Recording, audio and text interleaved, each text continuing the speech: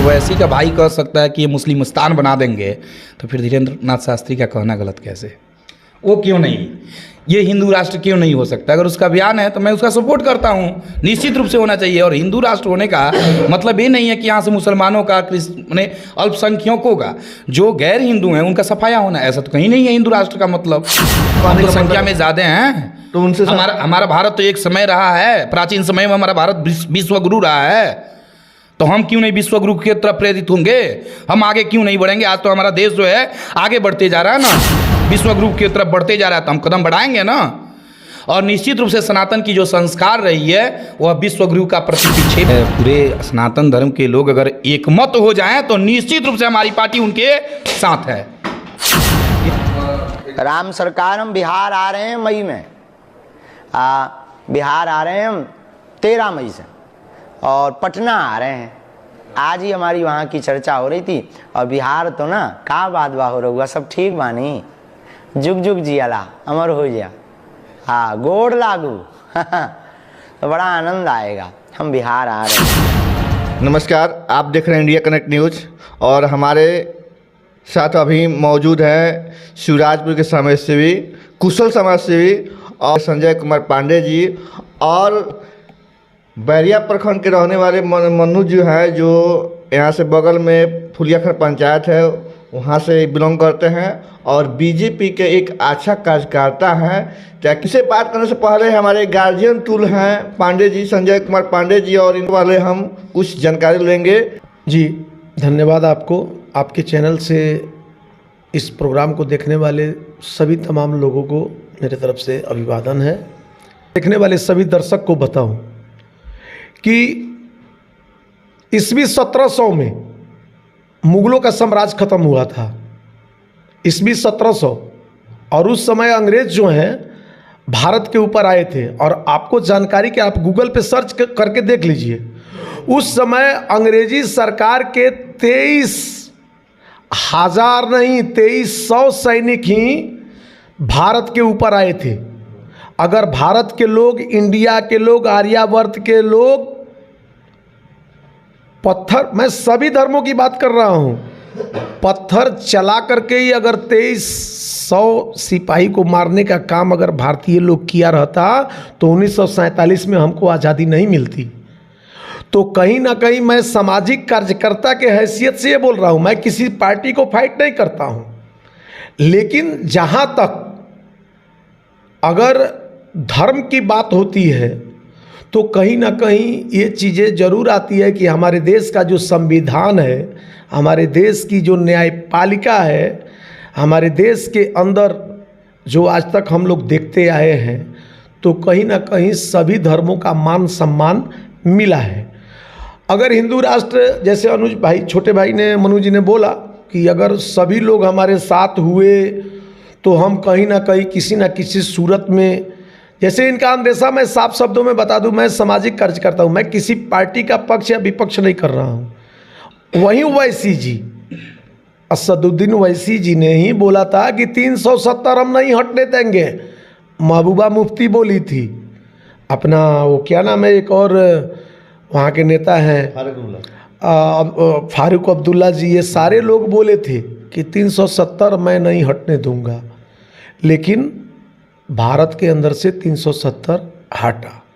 अगर मनु कुमार जी अगर ये बात बोल रहे हैं तो कहीं ना कहीं आने वाले दिनों में भारतीय जनता पार्टी की जो है सोच अभी तक देखने को मिली, 370 हटा, राम मंदिर का भव्य निर्माण हुआ। और आप बगल के प्रदेश उत्तर प्रदेश में देख लीजिए, जोगी जी का सीधा खुला चैलेंज रहता है कि जो जिस भाषा को समझेगा उसी भाषा में उसका जवाब देंगे। चलिए, इस बात पर अब जब कहे जोगी जी और यूपी का नाम लाए, तो एक और यहाँ पे एक सवाल है जी कि यूपी में अपराधियों को खोज के सफाया किया जा रहा है, लेकिन बिहार में अपराधियों को जेल से निकाल के आज़ाद किया जा रहा है। इस पर क्या कहिएगा मनु जी? ये तो बिहार सरकार की अपनी उदासीनता है।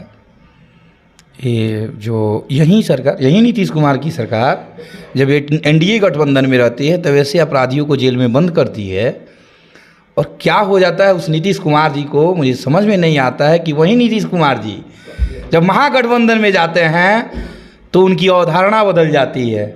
और आज जेल 3 बजे भोर में खुलता है और वहाँ से वैसे वैसे लोग बाहर आते हैं जो बिहार के लिए एक अभिशाप हैं।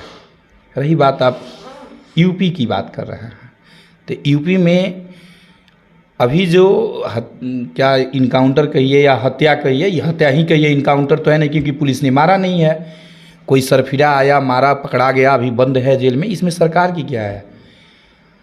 आपके साथ कोई गलत होगा, आप भी तैयार रहेंगे। आपके धर्म के साथ गलत होगा, आप भी तैयार रहेंगे, अपने धर्म के प्रति सजग रहेंगे। वो सरफिरे लोग भी हैं, उनके साथ कहीं ना कहीं जो मरे हुए लोग हैं, जिनकी हत्याएं हुई है, पूर्व समयों में वे लोग आतंकवाद से जुड़े हुए लोग थे। पहले की सरकार जो थी वे उनको पोषक बनाई हुई थी, ऐसे पोष करके रखी हुई थी। और निश्चित रूप से वो जो सरफिरे लोग हैं, उनके परिवार प्रताड़ित हुआ होगा, जिससे आज वे इस मुकाम पर गए हैं। या चाहे उसका कारण जो भी रहा हो, सरकार अगर ऐसा करती है, सरकार का अगर उसमें मिलीभगत है, तो निश्चित रूप से कानून के दृष्टिकोण से गलत है, पर शर्त है कि मानवता के दृष्टिकोण से सही है। क्यों जेल में वैसे लोगों को बैठा के खिलाए हैं जो लोग इस समाज के लिए एक बदनुमा धब्बा है। महोदय, 1998 से और आज तक सोशल मोबिलाइजेशन का काम हमने किया है और मैं मनु कुमार जी के बातों से बिल्कुल सहमत हूँ। और इसीलिए आज तक मैंने कोई पार्टी ज्वाइन नहीं किया, इसीलिए मैंने कोई पार्टी, राजनीति पार्टी ज्वाइन नहीं किया कि कोई भी पार्टी जो है वो कहीं ना कहीं दूध की धुली हुई नहीं है। और आज निराशा जो बिहार के अंदर दिख रही है, अपराधी प्रवृत्ति के लोगों से जेल से निकालने की बात आप कर रहे थे, तो वो कहीं ना कहीं बहुत ही संवेदनशील है इस बिहार के लिए। और इस तरह की मानसिकता, चाहे कोई भी सीएम हो, कोई भी प्रदेश हो, अगर इस तरह की मानसिकता रहती है कि हम अपराधी प्रवृत्ति के लोगों को निकालेंगे, सिंपैथी वोट लेंगे, तो जनता कहीं ना कहीं, अगर मेरे जैसे लोग हैं तो वो समझते हैं कि किसी के देने से किसी का दाल रोटी नहीं चलता है। और बिहार में जो आप अंदेशा जता रहे हैं आनंद मोहन जी की रिहाई, तो ये कहीं ना कहीं अपने आप में अच्छी बात नहीं है। और कहीं ना कहीं इससे बिहार के जो भी अपराधी हैं, चाहे वो विलेज स्तर के हों या राज्य स्तर के हों, उनके अंदर कहीं ना कहीं ये जोश, ये जुनून आज की वर्तमान सरकार जरूर भर रही है कि भाई तुम अपराध करो, मैं तुम्हारे साथ पीछे खड़ा हूँ। तुम्हें अगर कुछ भी होता है, अगर हमारी सरकार रहती है, सत्ता रहती है, शासन रहती है, तो मैं आपको निकाल लूँगा।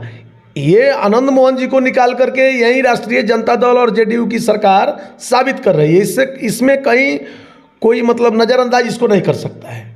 अब रह गई बात बागेश्वर महाराज पे हुई थी। चलिए ठीक है, संत हैं, आना चाहिए उनको, समाज को अच्छी दिशा और दशा देनी चाहिए। सनातनों का ये देश है, हिंदुओं का देश है, लेकिन हमारा कानून, अम्बेडकर जी या जो भी लोग इस चीज़ को गहन चिंतन किए हैं, देखे हैं, तो ये है कि धर्मनिरपेक्ष है, तो सभी के धर्मों का ख्याल हम रखेंगे। ये मेरे तरफ से ऑब्जर्व है। बाकी अभी जो बिहार के अंदर स्थिति चल रही है, एक सामाजिक कार्यकर्ता हूँ, बिहार का एक एक जिला मैं आपको बता दूँ, मुजफ्फरपुर, सीतामढ़ी, सहरसा, सुपौल, अररिया, किशनगंज, फारबिसगंज, कटिहार, मधेपुरा, भागलपुर, जहानाबाद, शेखपुरा, पटना, नवादा, सासाराम, कैमूर, भभुआ, रोहतास, भोजपुर, आरा, सिवान, गोपालगंज और बेतिया का तो मैं वासी ही हूँ। कोई ऐसा जिला नहीं है जहाँ हम नहीं गए हों सोशल मोबिलाइजेशन के माध्यम से, यूनिसेफ के माध्यम से, या सर्व शिक्षा अभियान के माध्यम से, या बिहार शिक्षा परियोजना के माध्यम से। लेकिन मुझे देखने को जो भाजपा जेडीयू गठबंधन की सरकार थी, उस समय का ग्रोथ, उस समय का विकास, उस समय का काम कहीं ना कहीं सराहनीय नहीं, अति सराहनीय रहा। लेकिन आज जेडीयू राजद की जो सरकार बनी है, जो चला रही है अभी बिहार को, वो कहीं ना कहीं न्यायपालिका, कानून व्यवस्था पे तो जरूर अपराधी प्रवृत्ति के लोगों में खुशी की लहर है कि ये सरकार हम सभी के लिए है, ना कि जनता हित के लिए, जनमानस हित के लिए नहीं है। अपराधी प्रवृत्ति के लोगों को अग्रसर करने के लिए, आगे बढ़ाने के लिए ये सरकार है। ये आनंद मोहन जी को निकालने का मतलब यही साबित होता है। कुल मिला के आप तो बिहार सरकार को कटघरे में खड़ा कर रहे हैं, लेकिन अभी के दौर में और जब कह रहे थे कि बीजेपी के साथ भी ये सरकार चल रहा था, बेहतर चल रहा था, लेकिन उस समय मुख्यमंत्री नीतीश कुमार थे, आज भी मुख्यमंत्री नीतीश कुमार हैं। अब आप आज भी मुख्यमंत्री नीतीश कुमार हैं। एक मिनट सर, लेकिन क्या कारण है कि नीतीश जी के नैतिकता की बात मत कीजिए।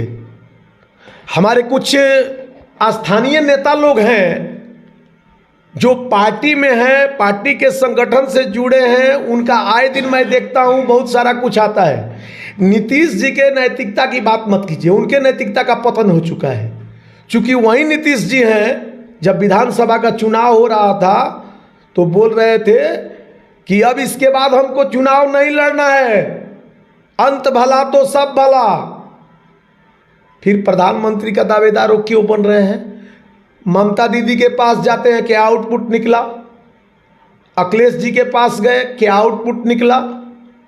तो उनके नैतिकता की बात न करें महोदय, चूंकि उनका नैतिक पतन हो चुका है और वो अब ना घर के हैं ना घाट के हैं, और उनकी मनोस्थिति, सोच जो है वो कहीं ना कहीं उम्र के हिसाब से उनके साथ डगमगा दी है, जिससे उनको सेल्फ फैसला, जिस समय भारतीय जनता पार्टी के वो सरकार में थी, फैसला लेने में जैसे बोलते हैं ना सचिन की बैटिंग वाह वाह, वैसे फैसला लेने में नीतीश कुमार को कहीं कुछ असहज महसूस नहीं होता था।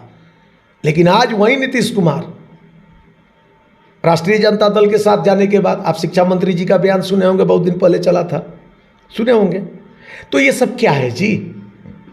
आप धीरेन्द्र नाथ शास्त्री को रोकने के लिए इतना सारा चैलेंज कर रहे हैं। आपके प्रेम कुमार तुलसीदास जी के रामायण पे, शिक्षा मंत्री तुलसीदास जी के रामायण पे किस तरह का मतलब वक्तव्य देते हैं? चंद्रशेखर जी, हाँ प्रेम कुमार, सॉरी मैं Prem Kumar, sorry very sorry, Chandrashekhar ji ने क्या, उससे सनातनियों को तकलीफ नहीं हुआ? उससे हिंदुओं को तकलीफ नहीं हुआ? अरे ये लोग जाति धर्म मजहब के नाम, आपने कभी तेजस्वी जी, देखिए कुल मिला के जो हमको समझ में आ रहा है, अभी तक तो शास्त्री जी आपके बिहार में फर्स्ट बार आ रहा है, हमको लग रहा है जहाँ तक। निश्चित, हाँ निश्चित फर्स्ट बार। और उनका ये प्रोग्राम होगा, उसमें वो क्या कहेंगे क्या नहीं कहेंगे, उसके पहले ही ये भविष्यवाणी अनुमान लग रहा है कि भविष्यवाणी हो रहा है कि वो आएंगे, हिंदू मुस्लिम करेंगे, ये होगा वो होगा, दंगा होगा, फिरियाद होगा। तो कहीं ना कहीं अगर आप अनुमान लगा रहे हैं तो निश्चित रूप से आप सनातनियों से डर रहे हैं। नहीं, हमारा जो हम जो आकलन कर रहे हैं इस पे, कहीं ना कहीं आप दंगा फरियाद फंसाने के चक्कर में है कि हम उलझा दें या उनको रोक दें। लेकिन सर, ताकि हम हिंदू मुस्लिम को किसी न किसी संगठन को उस्का दें।